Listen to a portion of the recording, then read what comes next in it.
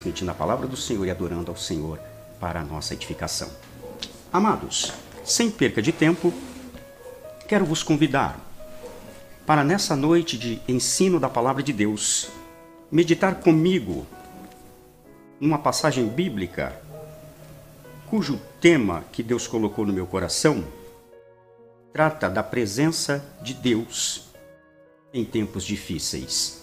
E como base para esta reflexão, o texto básico para esta reflexão que o Senhor colocou no meu coração, que eu gostaria de participar com vocês, compartilhar convosco, está registrado no livro de Josué, no capítulo 3, a partir do verso 1.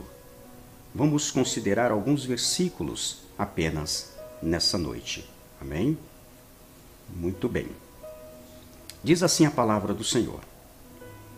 Josué capítulo 3, verso 1 a seguir. Levantou-se, pois, Josué de madrugada, e tendo ele todos os filhos de Israel perto de Sitim, vieram até o Jordão, e pousaram ali, antes que passassem. Sucedeu, ao fim de 3 dias, que os oficiais passaram pelo meio do arraial, e ordenaram ao povo, dizendo: Quando virdes a arca da aliança do Senhor vosso Deus, e que os levitas sacerdotes a levam, partireis vós também do vosso lugar e a seguireis. Muito bem. Para você que já é amante das Sagradas Escrituras, para você que já é evangélico, cristão, crente em Jesus Cristo, para você que já é frequentador da escola bíblica dominical, culto de ensino e frequentemente lê a palavra de Deus, já sabe do que se trata. Mas para você que talvez não tem muita familiaridade com as Sagradas Escrituras e está me assistindo neste momento, só a título de curiosidade para nós entendermos, para fazer uma introdução aqui, quando falamos da arca, falamos da presença de Deus. O título que o Senhor colocou no meu coração diz assim: a importância da presença de Deus em tempos difíceis. Veja, querido, a passagem que ora lemos, se nós fôssemos aqui falar um pouquinho do contexto histórico da época, o povo estava vivendo momentos apreensivos. Haviam passado praticamente 40 anos peregrinando pelo deserto. Moisés, o grande líder, havia sido falecido recentemente. E agora Josué, o sucessor, estava precisando tomar uma decisão. A decisão tão esperada, que era conquistar a terra prometida. Mas eles precisavam, então, da direção e da presença de Deus em suas vidas. O texto que ora lemos fala que Deus ordenou que eles seguissem a arca.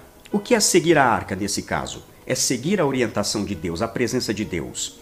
A arca, se você não sabe, era aquele objeto feito como se fosse um caixote, como se fosse um baú, feito de madeira de acácia, em algumas versões diz madeira de cetim, que significa dizer madeira do deserto, encontrado no deserto, e era essa peça banhada de ouro por dentro e por fora. E ela foi confeccionada quando Deus deu a planta do tabernáculo para Moisés em pleno deserto, para que Moisés construísse esse lugar de adoração, para que o Senhor pudesse habitar no meio do seu povo e transmitir a sua direção e a sua palavra. Dentro desta arca, para nós não entrarmos em muitos detalhes, havia o testemunho. O testemunho compreendia uma cópia da tábua da lei, ou decálogo, estava lá dentro, simbolizando a palavra do Senhor, a direção do Senhor, simbolizando que Deus estava atento àquilo que os seus filhos deveriam fazer e obedecer. Tinha lá também a vara de Arão que florescera em pleno deserto, que também simboliza a ressurreição em Cristo Jesus. A madeira simboliza a parte humana de Jesus. E o fato dela ter reflorescido, mesmo sendo uma madeira, um cajado morto, fala da ressurreição. Aprendemos que Deus ele restaura as coisas, ele rejuvenesce as coisas, ele traz vida àquilo que está morto. Muito bem, e havia lá dentro também o pote de ouro com maná. Esse maná, aquela comida, aquele pão que Deus mandava todos os dias para suprir as necessidades do seu povo. Fala que Deus é a providência, fala que Deus não está alheio. E tudo isso simboliza Deus presente no meio do seu povo. Muito bem. Agora é interessante que, quando falamos da presença, e eu quero aqui abrir um parêntese, para depois a gente seguir nesse raciocínio, para falar um pouquinho desta presença, porque a presença naquela época era diferente da presença que nós sentimos hoje. Hoje nós sentimos o gozo da salvação. Hoje temos a comunhão através do seu Espírito, do Espírito de Deus. Naquela época havia uma presença diferente, e eu gostaria de destacar duas palavrinhas para nós resumirmos e depois a gente retorna para a nossa reflexão. Só para os irmãos entenderem. A primeira palavra é a palavra Shekhinah. Essa palavra Shekhinah significa moradia, habitação. Na realidade, essa palavra não aparece no original veterotestamentário. Existe uma outra palavra parecida com essa, que não é um substantivo, é um verbo, que é o verbo shahan. O verbo shahan é usado em Êxodo capítulo 40, verso 35, em Gênesis 9, 27, Gênesis 14, 13 e Salmo 37, 3 e outras passagens correlatas. Esse verbo shahan significa morada, ou seja, Deus habitando. Deus está ali, presente. Muito bem. Mas, quando falamos da habitação de Deus, nesse sentido que eu gostaria de apresentar para vocês, falamos do resplendor, daquilo que é visível. Então surge uma outra palavrinha no original hebraico do Velho Testamento. É a palavra kavod. A palavra kavod significa glória, riqueza, esplendor. Significa a majestade visível de Deus, a honra, a reverência. E existem várias passagens mostrando quando Deus se fazia manifestar por esta glória. E eu gostaria de destacar apenas 3 momentos, só para ficar como exemplo, para os irmãos entenderem o que queremos abordar nessa noite. Primeiro, nós temos lá a presença visível sobre o tabernáculo. Os irmãos há de se recordar que quando o povo atravessava o deserto, Deus mandou uma nuvem. Essa nuvem, durante o dia, ela era sombra para proteger o povo do sol causticante da peregrinação do deserto. Era Deus dizendo: eu estou com vocês para vos proteger nesse deserto. E durante a noite, essa mesma nuvem, ela resplandecia com uma tocha acesa de fogo para direcionar o povo e mostrar a direção a ser percorrida. Era Deus dizendo: eu estou presente para direcionar e para mostrar por onde vocês têm que passar. Então nós temos aí esta glória presente, neste momento, por cima do tabernáculo. E, por tabela, estava ali por cima de todo o acampamento, de todo o arraial. Existia também, quando Deus chama Moisés, lá no cume do Sinai, diz a palavra que o monte estremecia pela presença da glória lá em cima. E houve relâmpagos e houve trovões. E o povo cá embaixo ficou estupefatizados, ficaram assustados. Era Deus mostrando para o povo que Ele é todo-poderoso. Tudo está nas suas mãos. Ele tem um controle de tudo. E estava inculcando na mente do povo e no coração do povo, naquele momento da história, o temor a esse Deus poderoso. Quando o povo via os relâmpagos, ouvia os trovões, eles tinham temor da presença de Deus. Então, eles procuravam se santificar para serem perfeitos e não perder a direção no meio do deserto, no meio do momento difícil. E o terceiro momento que eu gostaria de exemplificar para os irmãos é justamente abordando a questão do propiciatório por cima da arca da aliança, da arca do concerto, que é essa arca que fala o texto que acabamos de ler em Josué capítulo 3, versículo 1 a seguir, que o povo tinha que seguir esta arca, que simbolizava a presença do Senhor. Diz a palavra do Senhor que quando o sumo sacerdote adentrava, uma vez por ano lá dentro dos santos, ele levava consigo o sangue do sacrifício que fora realizado lá no patíbulo, que fora realizado lá no pátio, lá no átrio.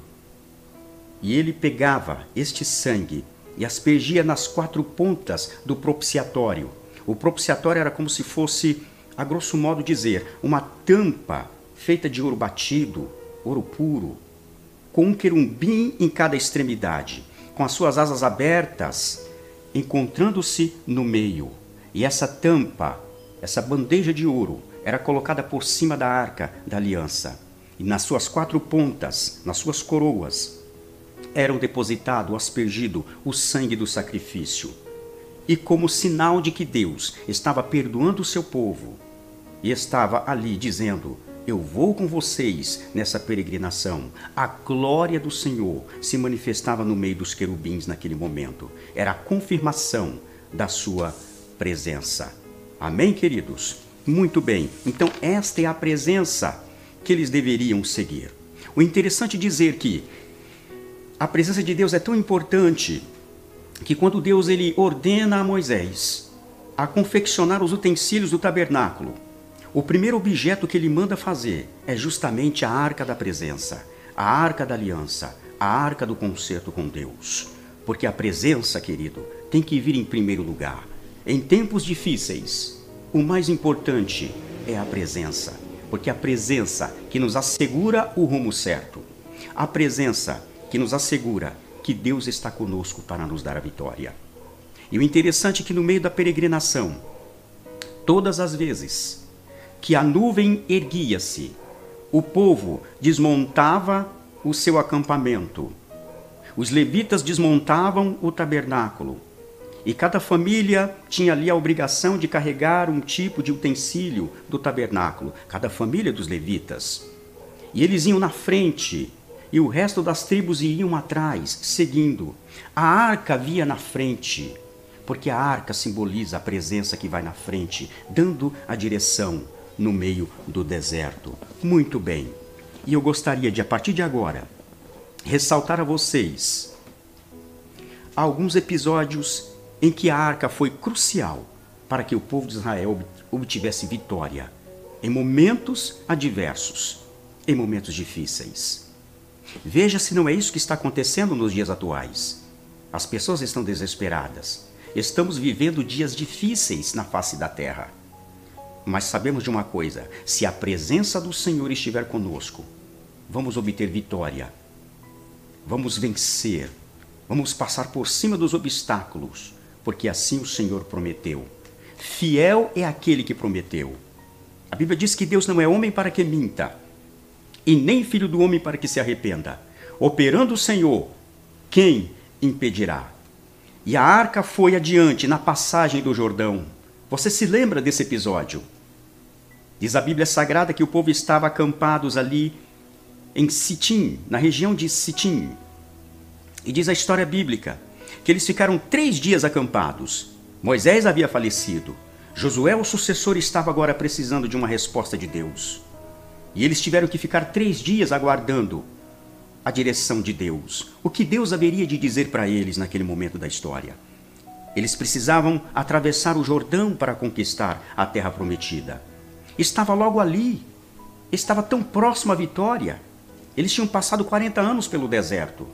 E agora estava pertinho. Mas eles não podiam sair ao léu sem direção. Não. Tinha que aguardar a direção. 3 dias tiveram que parar com tudo e se santificar na presença do Senhor para obter a resposta. Queridos, existem momentos em nossa vida que precisamos parar tudo. Para tudo que você está fazendo e se concentre em Deus. Peça a Deus a direção. Não sei quanto tempo vai durar, mas quem sabe Deus está preparando esse momento para que as famílias se reúnem, para que as pessoas pensem mais em Deus, para que volte à leitura da palavra, para que volte aos cultos domésticos, como os nossos irmãos antigos faziam, como os nossos pais e avós faziam, para orarmos mais, para buscarmos nas madrugadas e pedir a direção de Deus. A correria do dia a dia muitas das vezes, tira a essência do povo de lembrar que existe um Deus poderoso que tem muitas bênçãos e vitórias para nos dar. O povo teve que aguardar durante 3 dias, e no terceiro dia, diz a Bíblia, houve santificação. E quando houve santificação, então eles partiram. De que forma que eles partiram? Você pode estar perguntando. Não foi de uma forma sem organização, porque Deus é ordeiro. Deus, ele trabalha dentro de critérios gloriosos, maravilhosos, porque Deus conhece todas as coisas. Então Deus ordenou e disse a Josué: diga ao povo para santificar. E os sacerdotes vão na frente com a arca. E tem que haver uma distância entre o meu povo e os sacerdotes que estiverem carregando a arca. Uma distância de aproximadamente 2.000 côvados. Para que essa distância? Para que o povo pudesse observar a arca. Porque Deus dizia para Josué: o povo não conhece ainda esse caminho. É uma experiência nova que eles vão passar. Eles não sabem o que está preparado ali na frente. Então eles precisam olhar a arca de longe. E por onde a arca passar, eles têm que passar também.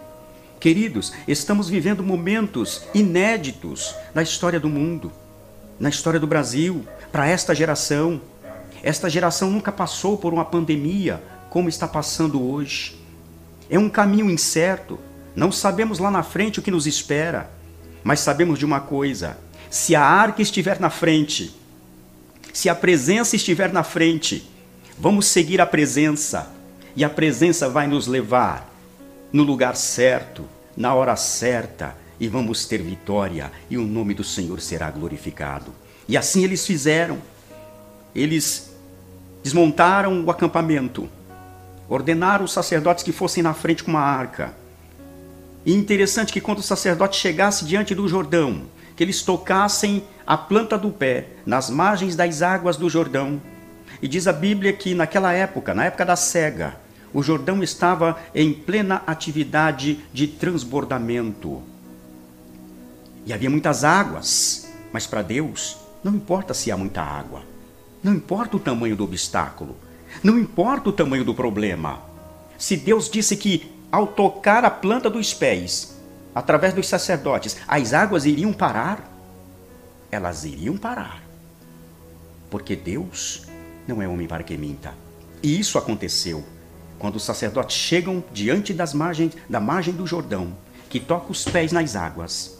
Diz a palavra que as águas que vinham de cima pararam em um grande montão, e as águas de baixo desceram, e houve seca no leito do Jordão. Em plena época de transbordamento, veja como Deus trabalha. Talvez alguém pode dizer: Deus procura caminhos mais difíceis? Não. Porque se o povo passasse naquele momento, ou em uma época em que o Jordão estivesse seco, alguém iria dizer: está vendo? Isso não foi milagre. O povo passou na época que o Jordão estava seco. Mas não. Deus permitiu que o povo chegasse lá justamente na época das cheias, para fazer o milagre acontecer e o nome dele ser glorificado. É no momento da luta, é no momento da dificuldade, é no momento da adversidade, é no momento que não tem mais jeito, que todos os recursos humanos parece que não existem mais. É aí que Deus entra e começa a operar o seu milagre e dar a direção. E diz que os sacerdotes pararam no meio. E quando eles pararam no meio, o povo de Israel foi passando e atravessando o Jordão. Parece que eu vejo a imagem. Que coisa linda! Você consegue visualizar essa imagem pelos olhos da fé? Um povo cansado de 40 anos pelo deserto, agora passando o Jordão a pés enxutos. Oh, glória a Deus! E glorificando o nome do Senhor, porque a arca estava ali. A arca, a presença do Senhor, para abrir os obstáculos para nós passarmos e termos a vitória. E o mais importante dessa história, que me chama muita atenção, é que Deus, ele deu uma orientação interessante para Josué. Ele disse: Josué, quando o povo estiver passando, escolha um representante de cada tribo, e cada representante de cada tribo ao passar o leito do Jordão, a pés enxuto, a seco, vão pegar uma pedra do fundo do rio. Vão pegar uma pedra do fundo do rio. Mas para que pegar uma pedra do fundo do rio? Para que sirva de testemunho para as próximas gerações. Quando eles olharem aquelas pedras, eles vão se perguntar e dizer: pai, mãe, tio, avô, sacerdote, levita, para que servem essas pedras? O que significa essas pedras? E aí eles iriam dizer para eles no futuro: essas pedras são as pedras que nós colhemos no fundo do Jordão, quando o Senhor nosso Deus nos trouxe do deserto e nos fez tomar posse da terra prometida. Querido, isso que está acontecendo conosco, saiba de uma coisa: não é para te matar espiritualmente. Não é que Deus se esqueceu do seu povo. Não. O que está acontecendo hoje é para servir de testemunho para gerações futuras. Você pode crer nisso? É para servir de experiência espiritual para as nossas vidas, para enriquecer o nosso cabedal espiritual, para enriquecer o nosso depósito com Deus, para que nos momentos de adversidades podemos lembrar e saber que se o nosso Deus nos deu vitória hoje, está conosco hoje, estará conosco lá na frente também, porque Ele é o mesmo, Ele é imutável, Ele não muda. Eu vou ler para vocês Josué capítulo 4, verso 20 até o 24, que diz assim a palavra do Senhor. As 12 pedras que tiraram do Jordão, levantou-as Josué em coluna em Gilgal, e disse aos filhos de Israel: quando no futuro vossos filhos perguntarem a seus pais, dizendo: que significam estas pedras?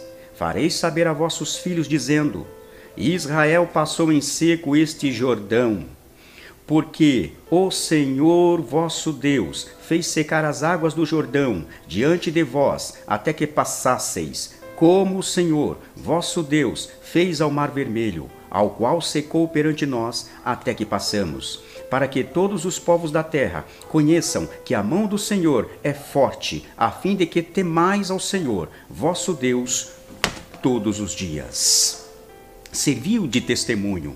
É muito importante nos dias difíceis termos a presença de Deus em nossas vidas.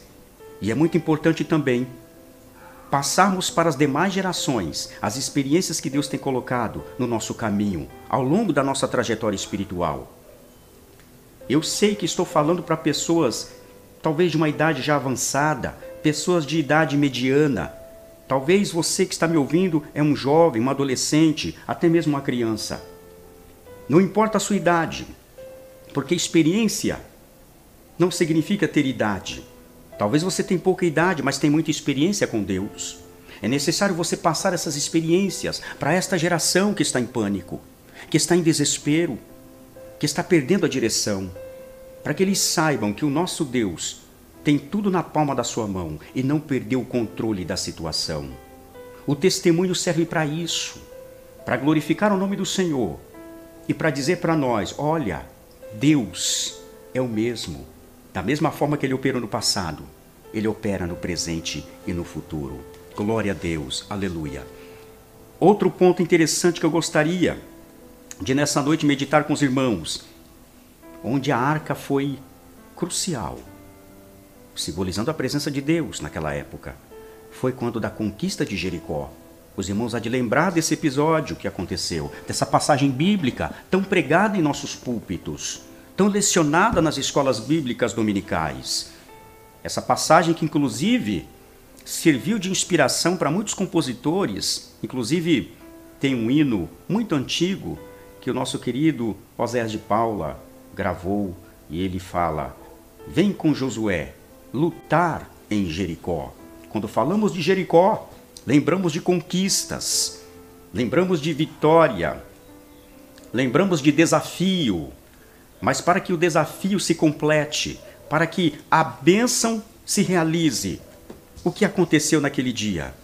Diz que Deus ordenou para que eles rodeassem a cidade de Jericó durante 7 dias. Muito bem, isso é fato. Mas onde é que está a presença de Deus aí? Veja que Deus tem estratégias. Rodear 7 dias O número 7 na Bíblia significa plenitude, algo completo. Ei, querido, preste atenção, olhe para mim aqui. Deus não faz nada pela metade. Tudo que Deus faz é completo. Aliás, nosso Deus é completo. Completo na existência, na natureza, completo na sua essência. 7 significa plenitude. O povo tinha que rodear durante 7 vezes. Deus entraria com a vitória, mas o povo tinha que perseverar. Perseverar na obediência, perseverar na fé. Na obediência porque Deus ordenou. E se alguém não obedecesse, não receberia e não participaria daquele momento de vitória. Vamos imaginar aqui hipoteticamente que alguém virasse para Josué e dissesse: Josué, isso é loucura. Para que rodear essa cidade? E detalhe, tinha que rodear calados. Tem momentos que você tem que ficar calado e deixar Deus operar. Deus está no controle, Ele sabe de todas as coisas. Mas as pessoas ficam falando um monte de coisas e esquece de ouvir a voz do Espírito Santo. A ordem era: fiquem calados e só obedeçam. Rodeiam a cidade durante 7 vezes. Obediência, perseverança e a fé. Por quê? Porque se não crescem, não iriam fazer. Iriam voltar e dar as costas e ir embora. Só rodeou aquele que cria na vitória, que no 7º dia, ao tocar as trombetas, Jericó com as suas muralhas iriam ruir-se ao chão e o nome do Senhor ser glorificado. No 7º dia, eles rodeariam 7 vezes. Agora o que chama a atenção, olha como que Deus trabalha. Deus ele ordena para que Josué organizasse o povo em 3 pelotões. Isso está lá em Josué capítulo 6, do verso 9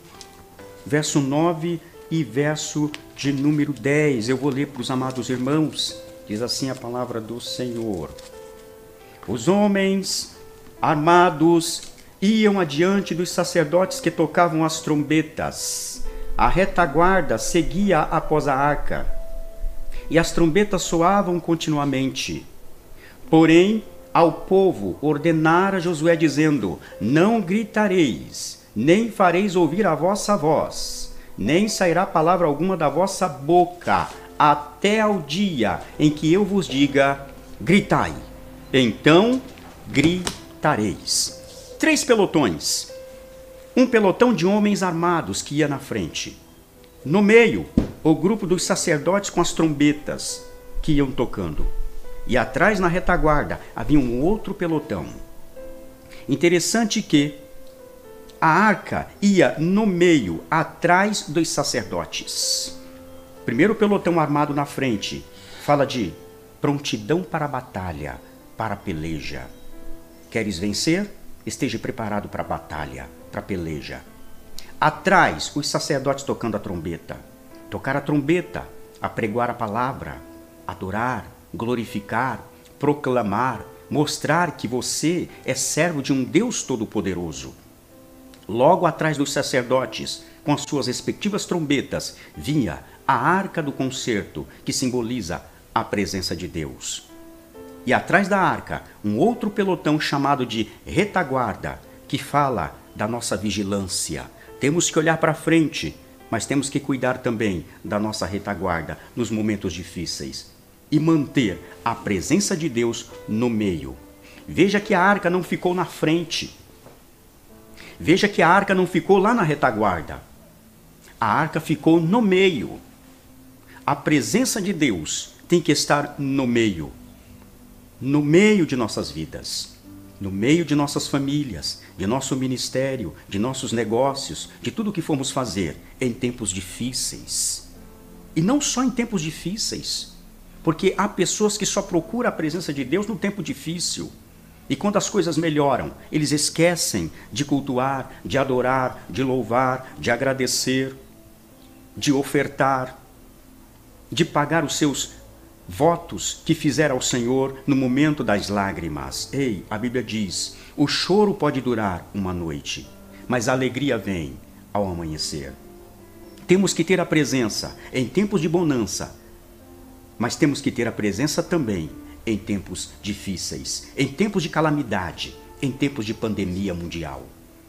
Interessante, amados, que quando a arca foi no meio, no 7º dia, glória a Deus, quando os sacerdotes tocaram as trombetas, a ordem agora é que na 7ª tocada o povo teria que gritar. Vai chegar o momento em que você vai gritar, que você vai cantar o cântico da vitória. Vai chegar o momento que a tristeza vai embora, o sofrimento vai embora e as coisas vão melhorar. Vai chegar o momento que o povo vai dizer: só o Senhor é Deus. Aguarde, só mais um pouquinho. Deixa Deus trabalhar. Confie. Fique no silêncio de Deus. Fique na fé. Porque vai chegar o momento que essa muralha vai cair por terra e vamos conquistar tudo aquilo que Deus tem preparado para nós. Muito bem.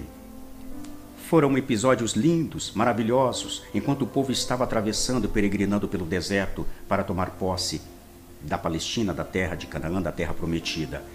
Mas aconteceu momentos tristes também, como por exemplo, na época de Eli, os filisteus guerrearam contra Israel, e você conhece a história é muito triste. Eles levaram a arca para a Filístia. E você sabe da história, o que aconteceu. Deus visitou terrivelmente o território dos filisteus.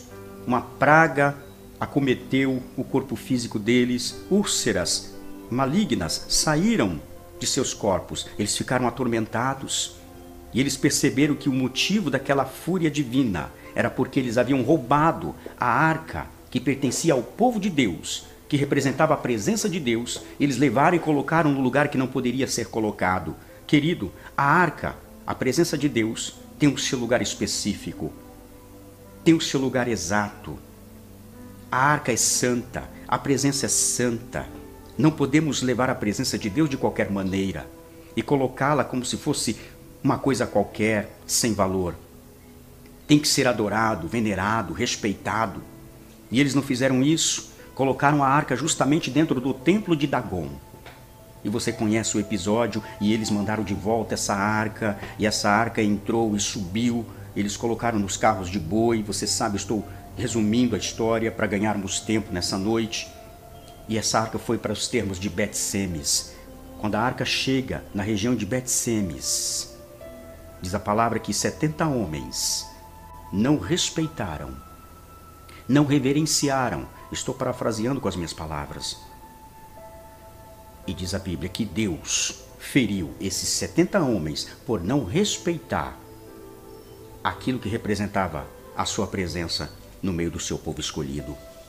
Muitas pessoas estão sendo feridas, muitas das vezes até feridas de morte, por não respeitar a palavra do Senhor, o Evangelho de nosso Senhor Jesus Cristo, por debochar da fé cristã, dos servos de Deus, da igreja que o Senhor instituiu na terra. Muitas pessoas estão sofrendo e colhendo dores porque não respeitaram a presença do Senhor, não souberam discernir a presença do Senhor. Esses homens foram feridos e aí eles dispensaram a arca porque estavam aterrorizados com aquilo. 70 homens morreram só de olhar lá para dentro e não prestaram o devido culto, a devida adoração a este Deus Todo-Poderoso. Foram feridos. Veja o que aconteceu. Eles liberaram então a arca desesperados, e essa arca ficou na casa de Aminadab, numa cidade chamada Kiriat Jearim. Interessante que quando chega em Kiriat Jearim, Aminadab pega a arca e coloca para dentro da sua casa. E diz que a arca ficou ali 20 anos. Talvez você esteja pensando, mas não tem problema nenhum. Qual o problema da arca ficar dentro da casa de Aminadab 20 anos? O problema é que a arca, ela tinha um lugar específico para ficar. E 20 anos havia se passado. E o rei Saul e o povo se esqueceram da arca. Imagina. Imagina deixar a arca que representa a presença do Todo-Poderoso, que representa vitória, conquista, em tempos difíceis, e não trazê-la de volta. Durante 20 anos, o que eles estavam fazendo? Quantas pessoas têm esquecido da presença de Deus? E foi necessário uma situação como essa que estamos vivendo para a pessoa voltar a orar novamente, na mesma frequência que orava anos atrás, para a pessoa voltar a meditar nas Sagradas Escrituras, voltar a jejuar, a fazer propósito diante de Deus. Quantos que esqueceram dos seus propósitos que fizeram com Deus no passado? Saul esqueceu a presença durante 20 anos. Que coisa terrível é você viver sem a presença, sem o gozo da salvação, sem alegria.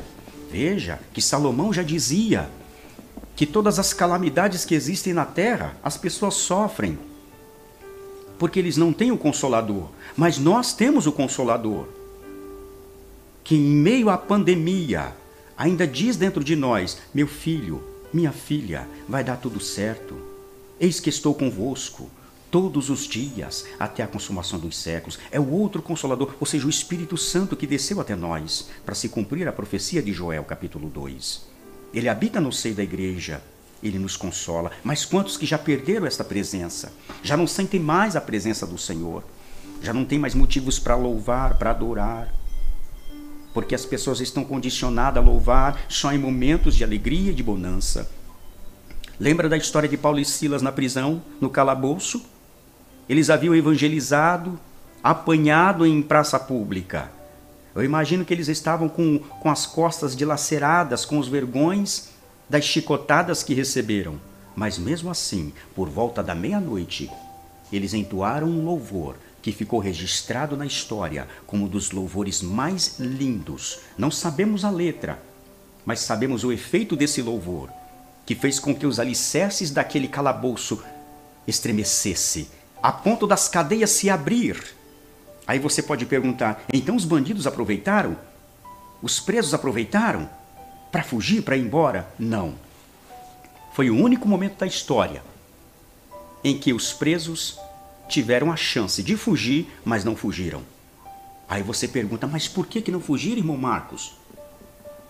E eu posso conjecturar, eu posso imaginar, maquinar, deduzir que a presença de Deus estava tão forte naquele lugar que os presos disseram: não, o negócio aqui está gostoso, vamos ficar aqui. A ponto de o carcereiro gritar e exclamar: o que devo fazer para ser salvo? E Paulo grita lá de dentro da cela: crê no Senhor Jesus Cristo e serás salvo tu e a tua casa. Em tempos difíceis, o nosso Deus cura. Em tempos difíceis, Ele salva, Ele batiza com o Espírito Santo, Ele transforma corações. Em tempos difíceis, Ele abre porta onde não tem porta. É em tempos difíceis. Estamos vivendo tempos difíceis, mas o nosso Deus não mudou. Veja que a arca, ela continua a sua trajetória. Então, quando Davi ele assume, para nós encerrarmos, ele assume o reino, foi o sucessor de Saul, você sabe muito bem da história, e ele decide então, ele propõe no coração de trazer de volta a arca, a presença de Deus, para os termos de Israel, porque ele sabia da importância da presença no meio do seu povo, ou do povo de Deus. E ele resolve então, ele faz uma reunião com os capitães de 1000, de 100 e com os príncipes. Interessante que ele não tomou uma decisão monocrática. Ele tomou a decisão democrática, porque todos tinham que participar deste momento. Todos têm que participar. A presença é para toda a igreja e para todos aqueles que aceitam a Jesus como seu Salvador. O Senhor, Ele não tem um grupinho exclusivo para compartilhar a sua presença. Não. Ele quer que todos participem deste momento. Davi reúne toda a liderança e expõe para eles a sua preocupação. Envia mensageiro a todo Israel. E diz a Bíblia que o povo respondia dizendo: não, estamos com o rei. Queremos a presença de volta. Queremos a arca de volta. E parece que eu vejo, se houvesse imprensa naquela época, a manchete do dia seria: o rei Davi propôs trazer a arca de volta. E o povo aceita a proposta. Que maravilha! Quando todos estão imbuídos de uma só fé, de um só propósito, e que esse propósito seja a presença de Deus em nosso meio. Oxalá que a nação brasileira, nesse momento difícil, coloque no seu coração de voltar-se para Deus e buscar a sua presença. Como seria a nossa nação se ela já é abençoada naturalmente? Ela seria uma potência econômica, espiritual, tecnológica, educacional, em todos os sentidos? E naquela época o povo assentou no coração. E diz a Bíblia que eles mandaram fazer um carro novo. Davi manda fabricar, contratou lá os marceneiros, carpinteiros, trouxe talvez a melhor madeira que existia naquela floresta mais próxima, não sei se ele importou madeira de fora, mas acontece que o texto bíblico diz que ele mandou fazer um carro novo e colocou a arca ali para trazer aos termos de Israel. E não sei o que acontece, que em determinado momento da trajetória, no caminho, aquele carro de bois começa a capengar e a arca escorrega. E um moço chamado Uzá leva a mão na tampa e olha, não reverenciando, porque, para dizer a verdade, existia um método determinado pela lei para que a arca pudesse ser carregada. Não podia ser carregada de qualquer maneira. E outra coisa que me faz deduzir o motivo pelo qual a arca caiu, não está na Bíblia, mas eu fico cá pensando, o carro era novo, madeirinha lisa, vernizadinha, polidinha, lixadinha. No momento que o carro entra no buraco, que ele fica inclinado, como a madeira era nova, lisinha, eu acredito que a arca, ela escorrega com mais facilidade. O que nós aprendemos com isso? Que carro novo significa inovações, coisas novas. E tem muitas pessoas querendo carregar a presença de Deus em cima de inovações, em cima de coisas novas que têm surgido nos últimos anos, nos últimos tempos. Mas a palavra do Senhor é categórica. Não podemos mudar aquilo que já foi estabelecido. Não podemos remover os marcos antigos. Não podemos esquecer dos ensinamentos passados, das Sagradas Escrituras, das tradições que obtivemos dos nossos pais, nossos avós, dos nossos líderes eclesiásticos que já passaram por este planeta e que nos ensinaram a palavra do Senhor. Diz a Bíblia, finca bem as estacas, alargue a tenda, mas finca bem a sua estaca. Fincar a estaca, marcar território, marcar posição, não mudar. Alargar a tenda, crescimento, mas tem que fincar bem a estaca e não remover os marcos antigos. Mandou fazer um carro novo, inovações. A presença de Deus não pode ser carregada em cima de inovações, de coisas que têm surgido para tentar preencher o vazio desta geração que não conhece o caminho da presença de Deus. Então Uzá foi fulminado naquele dia, a ponto de Davi ficar apreensivo, ficou com medo, e a arca agora deixa de vir em direção a Jerusalém. E ela ficou na casa de uma família de Obed-Edom. E ficou ali durante 3 meses. Eu imagino que nesse momento Davi estava apreensivo, andando no palácio de um lado para o outro, pensando, meu Deus, e a arca? O que eu faço? Até que chega a notícia no palácio. Davi, você sabe o que está acontecendo com a arca? Onde é que ela está? A arca está na casa de um cidadão chamado Obed-Edom. E tem uma coisa, viu? 3 meses que a arca ficou lá, o homem está sendo abençoadíssimo por Deus. Porque a presença de Deus, querido, nos traz bênçãos, nos enriquece. A presença de Deus muda a situação dentro do seu lar, da sua casa, do seu trabalho, do seu ministério. A presença de Deus faz toda a diferença. Eu não sei como era a vida de Obed-Edom antes dele ter a arca na sua casa, mas acontece que quando a arca ficou lá 3 meses, a vida dele mudou da água para o vinho e a notícia chegou no palácio. Davi ficou mais eufórico e aumentou o desejo de trazer a arca. Então ele organiza o povo, ele santifica o povo e agora ele faz da maneira correta. O que ele faz? Ele convoca os levitas para que os levitas viessem e trouxessem a arca por sobre com seus varais nos seus ombros. Porque a arca não pode ser carregada em carros de bois, em carros novos, em inovações. A arca tem que ser carregada no ombro, no lugar de destaque, acima. A arca tem que ser carregada por cima de nós. A presença de Deus tem que estar por cima das nossas vidas para obtermos vitória. E o interessante, só essa observação para nós encerrarmos. Os levitas, os 4 levitas que estivessem carregando a arca, eu imagino que eles deveriam ser da mesma estatura, porque havia 2 varais, um de cada lateral da arca, e nas suas extremidades havia um levita, com a ponta do varal no seu ombro. Agora você imagina, se houvesse ali um levita de 1,90 m e os demais de 1,60 m, baixinhos, como é que ia ficar a situação? Essa arca ia ficar meio pendendo para um lado, não ia ficar nivelada. Então teria que escolher 4 levitas aproximadamente na mesma altura, para que essa arca pudesse ser conduzida de forma nivelada, de forma coesa, proporcional. O que nós aprendemos com isso? Que diante da presença de Deus, debaixo da arca, todos nós temos a mesma altura. Todos nós estamos nivelados.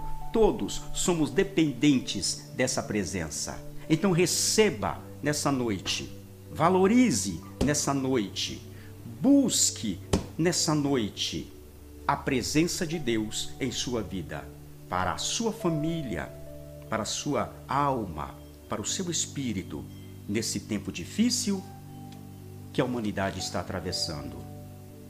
Que Deus em Cristo vos abençoe e que esta palavra fique gravada em vossos corações e que jamais venhamos perder a presença de Deus em nossas vidas. Amém, meus queridos?